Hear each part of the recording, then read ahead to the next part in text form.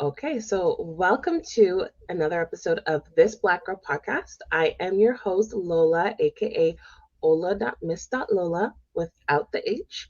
And I am joined here by my lovely co host here, Jhaynane. If you could just tell me a bit more about yourself and what exactly you do.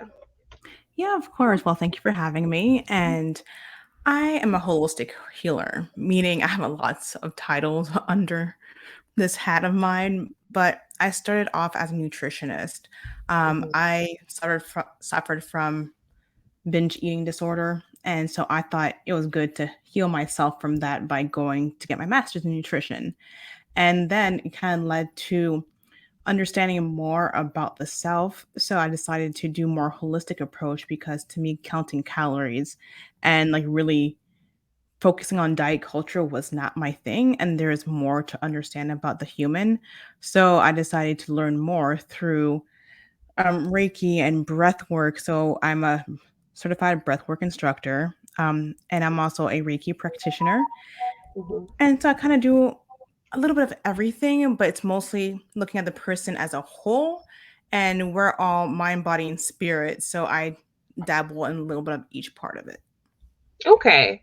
So can you tell me a little bit more exactly about like the breath work? Because the only time I personally ever heard of the concept of like breath work and having it like a spiritual connection, you're gonna laugh. It's embarrassing. Is literally from The Simpsons when the Homer goes on this whole like spiritual awakening to find his family, and he meets the Inuit woman, and she's doing the breath work with him, and it like inflates his brain. Look, the only concept I have. I love The Only Simpsons, so I reference. know exactly which episode you're talking Okay, about. I'm pretty sure it's from the movie, but you understand the reference. Yes, yes. Sorry, I'm sorry. Oh no, it's all good. So breath work literally means to, well, I practice pranayama, which literally means to control your life force, your breath being your life force. Though, sorry, it doesn't that. Anyways, the the practice of pranayama stems from yoga. So when we think of yoga, we think of the physical aspects, the asanas, the poses, but yoga is actually a spiritual practice, and breathwork pranayama is a component of that. Okay. So it pretty much helps you to relax your body. If you're talking simply scientific, it triggers your parasympathetic nerve, which induces like the relaxation, all the endorphins to help you like connect with your body. But on a spiritual level, it helps you to bring more life force energy. So I think you've heard chi. I'm Yeah. sure people have heard of chi. Helps you bring more chi into your system, clears out your clears out your org field and just Okay. helps you to connect on a deeper level spiritually and also helps to open up your third eye as well. Okay. So you said that like you started this journey just because you wanted to, I guess, heal yourself from, you said you had a binge eating disorder. Yes. Would you say that's similar or the same to like the typical binge and purge, or can you tell me like a bit more about that part and that process? Yeah, so binging is different from purging, like binging and purging, because there's Okay, no purging to it. fair And enough. you kind of Okay. lose control when you're binging. So let's say if you have a high stress day, and what happens is because you're repressing your emotions and your feelings and you don't know how to cope, you kind of lose control and you start eating, let's say, a bag of cookies and you kind of blank out. And next Okay, thing you yeah. know, you're like, what happened? And then you feel guilty because you're like, oh, I'm such a bad person for doing this. This is horrible. So it's like this cycle. So you continue to do it because you're such a bad person. So your self flagellation. And it's like so bad. When it comes to bulimia, it's about control, but there's also this aspect of losing yourself. But again, there's no purging when you have BED, which is binge eating disorder. Okay, so it's kind of like I guess and I can definitely relate to those moments where, like, for example, you're sitting in front of the TV and you're watching something so good and you're like eating popcorn or you're eating chips or whatever. You do it at the movies when you buy your big ass, bucket of Hmm. popcorn, and you get to the good part and you want to grab something and it's empty and you're like, Uh, So that's a little bit different. So that's more okay. mindless eating. So the Okay. So thing what's is, the the yeah, I was difference. gonna say, so what's the difference then? So when it comes to mindless eating, is literally you lose focus because you're paying attention to the TV or you're on your phone on Instagram. So it's not a really emotional component. It's not like you Okay. are like doing this because you literally lose control. Mindless eating, it's more like, I mean, everybody does it. You grab some popcorn, you're watching TV, your brain's like, let's focus on the TV, but your hands are still like doing this, right? But Yeah. there's no like connection to the food. When it comes to binge eating, it's like your entire body is like shut down and you're like going in your mind and you're calling yourself all these bad things and you feel like you're such a horrible person. And so the food makes you feel a little bit better. So it kind of takes away the pain, but then you kind of literally blank out. And next thing you know, it's completely gone and you're over there still crying or still very emotional. Because when it comes to a lot of eating disorders, it's also a mental health issue, and Okay. their coping strategies either to control, which comes with anorexia. They need that sense of control, and the way they control is controlling their food, Hmm. or they're repressing their emotions. So when you repress your emotions, it has to come out some way, and to make yourself feel like even keel, food becomes your coping mechanism. Right. Okay. So it's more like emotionally eating because, I don't know, you had a bad day, stressful day, something horrible happened at work, personal life, relationships, whatever. And the food is that like that comfort food that Yeah, like, you'd have like a comfort blanket or a little stuffy or whatever, but instead it's food. exactly. Okay. Okay. So I want to kind of pivot then to the concept that you've mentioned, I guess, in terms of like the work you do. You also talk about like healing your child. Hmm. Now, does that component of, I guess, like emotional eating and things like that, like how does that feed into, I guess, a more childhood habit? Is that something that has to root from childhood, or does it root from like, can it root from other places? I mean, of course, it could root from other places, but a lot of times I notice that it's from your childhood, and it could be from when you're really young, or it could be from your teenage years. And I Hmm. mean that because we develop this relationship with food from a very young age, and how it develops is we mirror what our parents teach us. And when our parents tell us don't eat that, certain kids could take it to heart and they think, oh, I'm doing something bad. So strike Okay. one. And Okay. then they feel this pressure. Or it could be like you experience abandonment, and the only thing that actually brings you comfort is cookies or cupcakes, and that makes you feel good. So, what you're going to do when you get older? Well, the only thing that makes me feel good is food. So whenever I feel those strong emotions within me, the only tactic I have is to turn to food. So I find that a lot of people who suffer from eating disorders, binge eating, or even emotional eating, there's either a level of anxiety or depression, or their inner child's asking them to turn to the behaviors that they are used to turning to because they don't know how to cope properly. Okay. And would there be like, I guess, other instances where like those like inner child moments, I guess, would get brought out in adulthood? Yeah, all your triggers. Okay, fair enough, fair enough. Okay, so like well, I don't want to say anything because I'm pretty sure like there's obviously people who experience stuff more in their adult life Mhm. who, develop new triggers, but essentially, okay, you're right though, definitely. Because I'm trying to think of my own, and I'm like, yeah, those sound like childhood things. Yeah, I So mean, yeah, you could develop triggers throughout your entire life, right? right. But the deep, deep, deep ones a lot of times stem from your childhood. But because you don't realize it, it kind of compounds. And eventually, if you are open to it and decide, okay, I need to really find out what's going on, and you start digging and digging and digging, Hmm. a lot of times it's either, again, the small child or the teenager that is like, I need your help. I need something. Okay. So like let's say there's somebody who's struggling, I don't know, I'm going to make up a persona right now. Let's say that there is a young woman struggling who's in their like mid to late 20s, maybe early 30s. They have certain toxic traits that they don't realize are toxic traits because that's how they were raised, that's what they saw, so that's what they replicate. How would the beginning, I guess, go towards like doing shadow work and understanding yourself and unpacking those things, um, with like how, I guess, how would it begin? How would that kind of, even that like light bulb moment to be like, you know what, maybe I should be working on myself and working on this. Well, like you said, they need to realize there's something wrong. They may not know what it is exactly, but if Yeah. you sit there like I'm perfect, ain't gonna work. Like nothing's gonna work unless you're ready for it or open enough for it to realize like I have an issue. You may not realize what the issue is exactly, but you Yeah. have to have at least that stepping stone. Like, I need to fix something in my life. I may not know what it is exactly, and be open to the process. Because if you come here like ain't nothing wrong with me,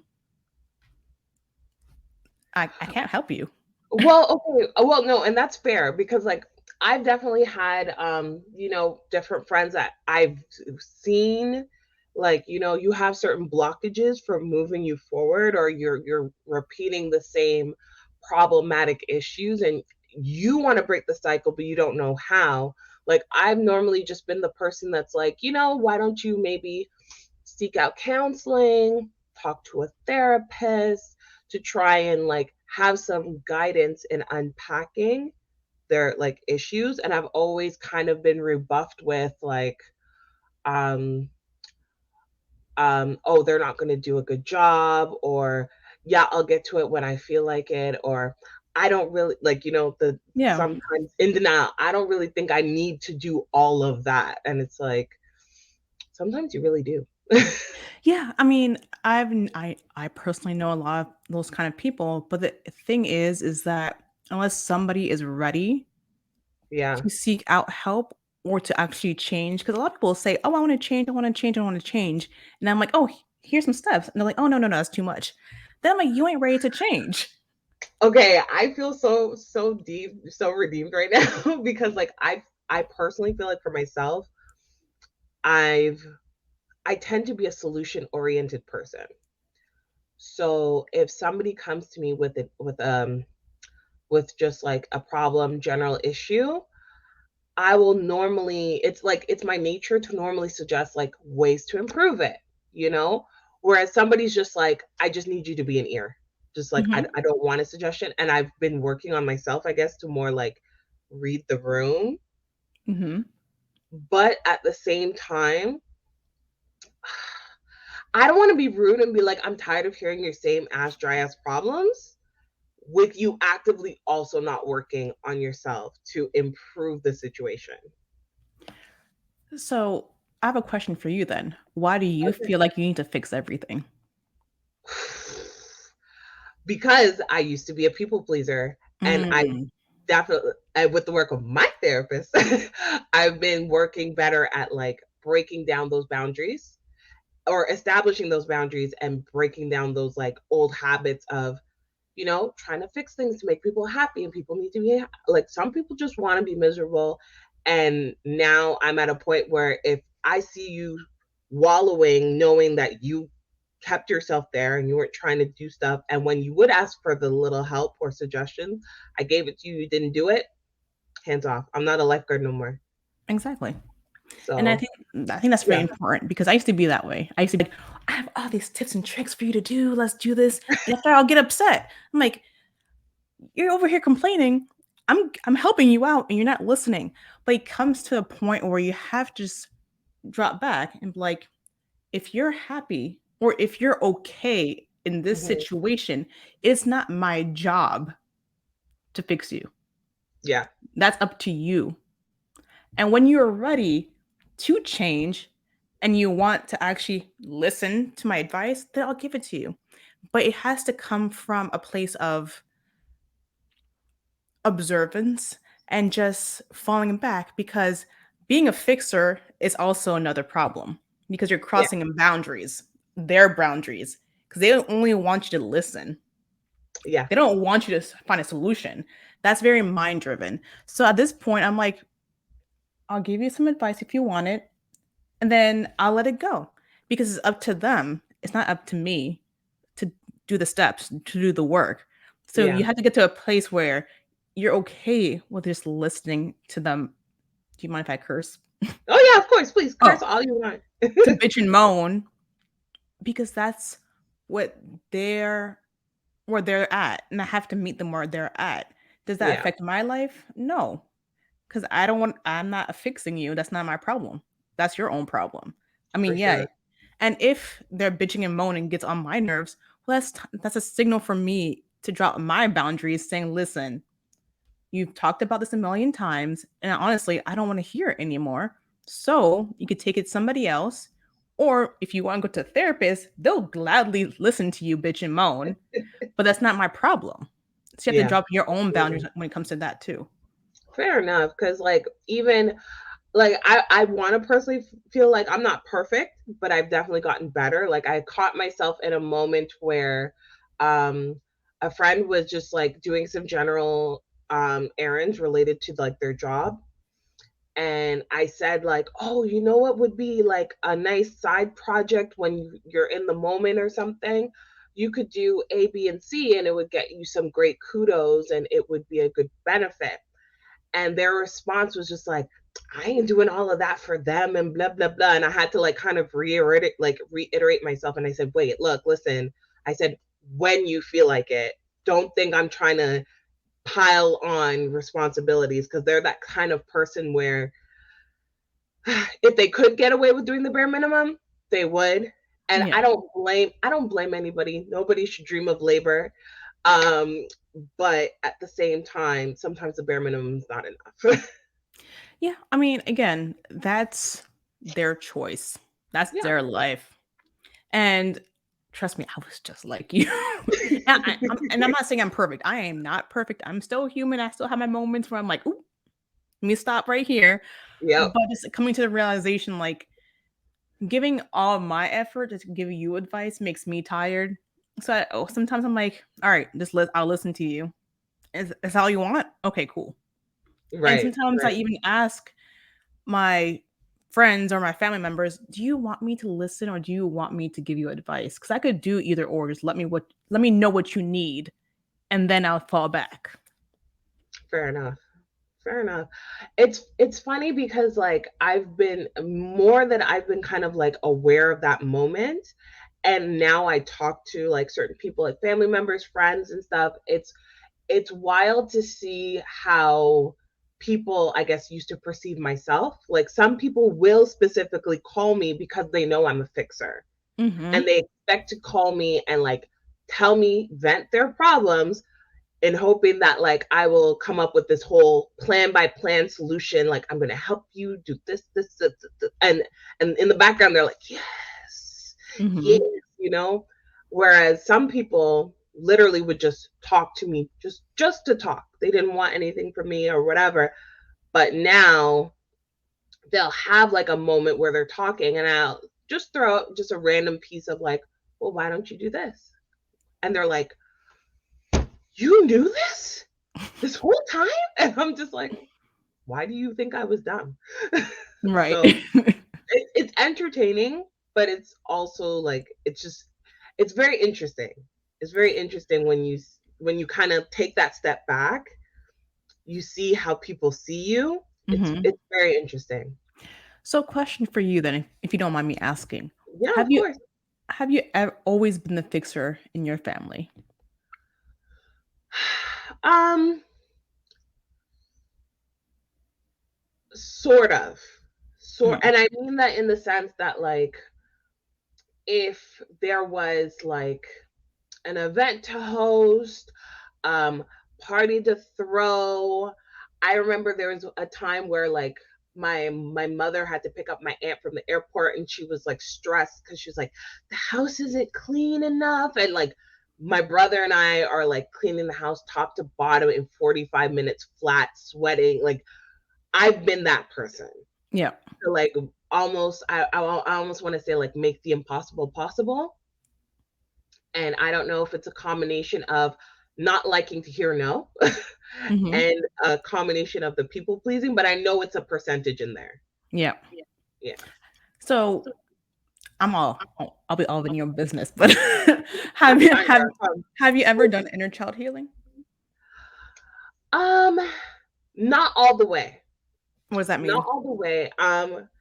I have definitely unpacked certain things from childhood and like those little lingering things that build resentment because I do carry all I don't want to say a lot, but like depending on the person, a lot of resentment Hmm. for certain people and or certain things. And so I've definitely started unpacking like where that comes from. Why do I feel this way? What can I do to kind of like be able to let it go? See different viewpoints from it rather than a negative, flip it into a positive. Have forgiveness and things like that. But it's been a process. It's not done, but I've started. Because this is me just this is me. I do this, so I'm sorry if I overstep my Yeah. boundaries. Because I want you to re-ask your inner child: do they enjoy being the fixer, or is it just a survival technique tactic? Um. You don't have to answer right now. No, I'm no. just I'm thinking about it because it's a good question. I don't think it was a survival technique. But at the same time, I don't like being stuck as the fixer. And Mhm.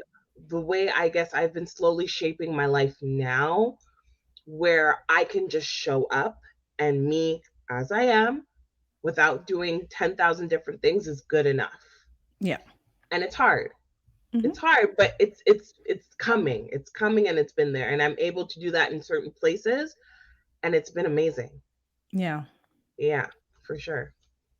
Yeah, because I've noticed, as for myself as well, to me, Hmm. being the fixer was a way just to quote unquote survive because I had to be the adult from a very, very young age. And Okay. so I was always the one. I mean, I figured out how to fix like washing machines just because no one else was doing it. So, See, no, that never reached my childhood, thankfully. Thankfully. But go on. but it comes from like a sense of needing to feel loved and appreciated on my part. I can't speak for you. Okay. But to me, it was like, okay, if I fix you, then maybe you'll show me more attention and I'll get more love from you. But that's all Hmm. my inner child, like trying to be out here. But a lot of people I've noticed when they're fixers, it's because something didn't seem quite right. And they felt it was their responsibility to fix stuff. And people decide to like rely on those people because, like, oh, they know everything. They got you. If I need them, they'll be there to fix my problems. And for some people, it is their inner child. Some people eventually they grow out of it, but Hmm. it's also a whole boundaries issue as well. Lack of boundaries. Yes. I definitely can say it's a lack of boundaries. I can definitely say it was stemming from, I don't want to say low self esteem, but I want to say it was poor self esteem because my Mm, self esteem, it was there, but it wasn't all the way, there. Yeah. where it should be, and it's funny because now like that I'm older, I can recognize that like I have high self-esteem, I have value in myself, I can look at myself and be like I'm this, that, and the third, and a bag of chips and the soda on the side. Whereas before I'm like, so why am I not bringing this into other places, into other Right. things where that confidence is I guess a little bit shakier. That makes And sense. yeah, and that's something that's still a work in progress because I still notice in other aspects like the confidence isn't where it should be. And that's fair. But the good thing is, like you were saying, it's a work in progress, which is Of the course beautiful it has to part. be. And I know like people are like, oh, I want to get healed like right now. I want things to change right now. Yeah. But it's a process. It's a lifelong process. That's why we're here, to learn, to heal. And you're gonna think I'm crazy, but to actually enjoy the healing. No, it's good. Trust me, it's good. Once you Yeah. get out of like I don't want to say I did my full full shadow work, but I definitely dug into like a deep shadow and got out of it. And now that it's like I've gotten past it and I sit back and I look in moments that would have normally like dragged me down, I would have spiraled, would have been a mess. I just sit back and laugh now. Mm-hmm. I'm just like, this is hilarious. Like old me would have killed you. Or themselves or somebody else. Now I just laugh. Or what actually surprises a lot of people, especially my mother, because the generation above us and like the boomer generation, they got a lot of work to do and they're very much so in denial of doing so. Yes, agreed. And like you said, people will work on their issues at their own moments, but it's funny to see like when certain things happen or come up or whatever toxic situation comes up, like it'll get brought to me like, oh, can you believe so and so did this? And I'm like, yeah, I can, because A, B, and C. And I'll outline, I can see like the problems. It's like unlocking a code where you can just see everything. You see everything so clear as day that you would never see it before. And I just said it like, oh, it's blah, blah, blah, blah, blah. And they're like, oh my God, you're right.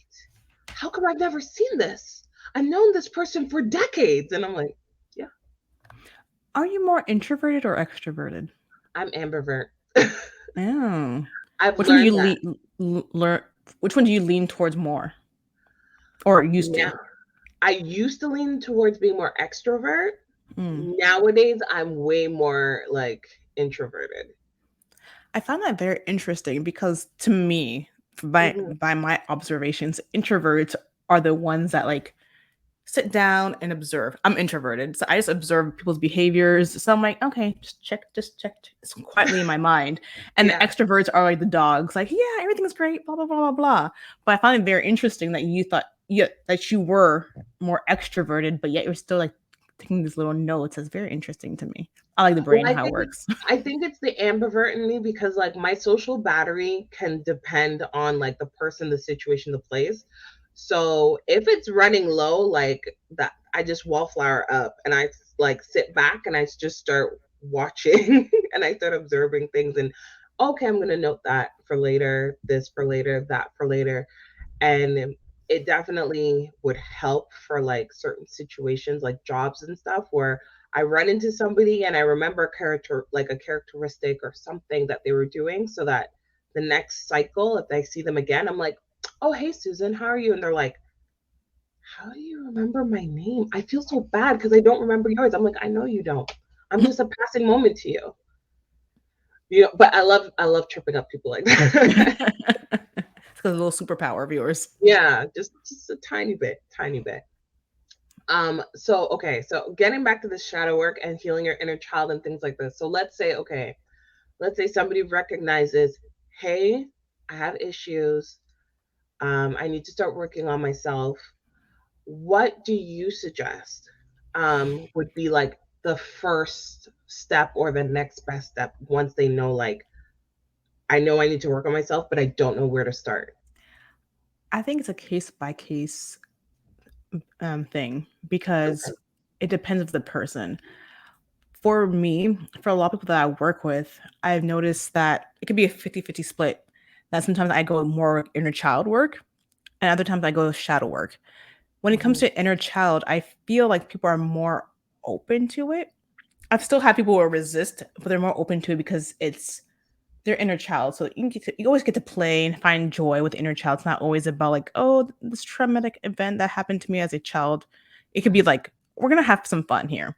When it Yeah. comes to the shadow, it's like, oh snap! Like, I am not ready for this. I don't want to face this.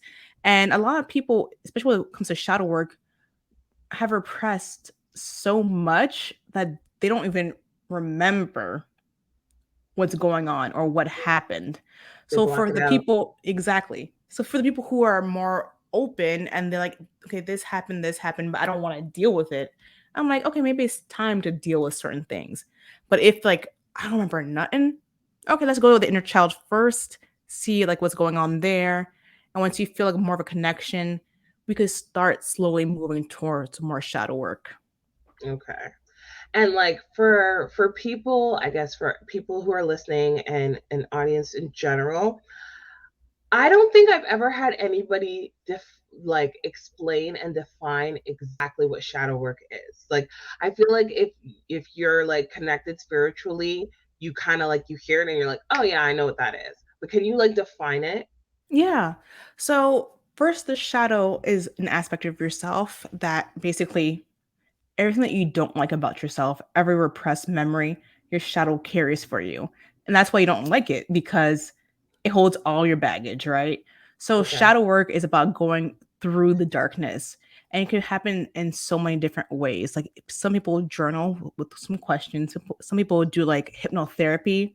So they're in Mhm. more of a calm state and they go into their subconscious mind. Some people go to spiritualists. I actually went to a shadow work retreat back in October Okay, cool. for my birthday, nothing but tears. I But was gonna say for your birthday though, like okay. nothing but tears. But that was more like a spiritual doctor Afi. He had the spirit come through him and like basically tell you what's going on, what's wrong, and you're like, oh damn. Wow. Okay. Yeah. Yeah. So it really depends on what your specialty is. And surprisingly enough, I think that Reiki can actually help with shadow work because Reiki can bring up certain memories stuck in your subconscious, bring it up to light, Hmm. and it only brings up what you're prepared to face. So let's say if you have a sexual assault memory that you buried deep, if your spirit feels like it's time to deal with it and you're doing a Reiki session, it actually might come up in your memories. And then you can start doing the journaling and then you can go to therapy, or you could just do what speaks to you the most. But it's really about going through all the pain, feel all the emotions, Hmm. crying, and finally being able to release all of it. Because what we don't realize that we repress a lot, especially in this society where we're told to be strong, don't cry, yada, yada, yada. But when we're Yeah. not crying and when we're repressing, we're basically stuffing everything inside of us, not only in our emotions, but if we're going to speak more spiritually side, all the energy is like stuck within us. And that's why our behaviors tend to get erratic. Either we fall into depression or anxiety or turn into food because Hmm. we're not managing our own emotions. So when you're going through shadow work, it's like, yeah, I have to face like I'm mad at my mother because she did X, Y, and Z. And just by saying that, you're releasing it because you're admitting it, that you're upset. So what's the Right. next step? Well, it depends on where you want to go. You if you try to speak to your mom, you have to have no expectations of her reaction. You just have to do it for yourself. Or you could just write down in your journal and just write it out. It really depends on what you want to do or how you want to do it. And can you explain to me specifically what Reiki is? Yeah. So basically, everything's energy, even Okay. we're energy, right? Hmm. And Reiki basically calls in like universal energy through your hands. So when you get attuned, kind of opens up some parts of you. And all you really do is have this universal energy come through your hands and help with your auric field and different parts of your body energetically. And that's why it just removes negative energy. You could cut energy ties. It does a lot of different things. Okay, okay. Because like when you were talking about it, and you were talking about energy, like my mind literally flipped to my physiotherapist that I've been working with because she also is a yoga instructor, and she focuses on more of, aside from just the asanas, like more of the spiritual side. So she like during our sessions she's teaching me little things about like, you know, like energy and the importance of breathing and grounding yourself, and how like if you're tense or if you're like if you're tense, it can knot up parts of your body. Mhm. And if you don't release that tension, it will like, essentially like inflame the body and like further injure the body, prevent motion and things like that. And so she was explaining that how each part is connected. Yes. So when you're talking, I'm like, okay, that Yeah. reinforcement, that reinforcement of knowledge. Cause like, I don't know, I'm the kind of person, I don't know, maybe if it does stem from like that people pleasing or whatever, it's just like, if I do feel tense, like I normally tend to tense my body to the Mm-hmm. point that like if I'm doing something, like people have to be like, bitch, breathe. Like, and I'm like, Right. right. But kind of even flipping back into the breath work, can you explain more, I guess, how the breath work fits into all of this now? So, just like Reiki, when you are breathing and your parasympathetic nerve gets triggered, it helps you to relax. When you're in a relaxed state, that's when Hmm. you're actually able to connect with yourself, right? And when you do, sometimes memories are able to like come through. And people cry. A lot of people have cried during like breathwork exercises because these breaths are like releasing like the pain that you're carrying so hard. Just like you were saying about your body, it Yeah. helps like detox the body and helps you be in your body and actually feel everything. Like everything is connected. So just because it's the breath, it's like a somatic therapy. So Yeah. somatic therapy is the same process where your energy, everything that you carry is within your body. While breathwork is a type of somatic therapy where it helps to release the tension within your body so you're able to release it and just let it go finally. Okay. Okay. And I guess like, is there it would you put it on par, I guess, with like meditation? Yeah, Or breath okay. yeah, Okay, so breathwork is a type of meditation. It can be a type of meditation. okay, because I just wanted to know, like, is it similar? Is it different? Because I know, especially with like meditation, people do it very differently. Like, I have a Mhm. little girl, and I try to encourage her to meditate, and like she calls it belly breathing, and I'm like, great, great, that's like, keep it up. I want you to be a happy child, please.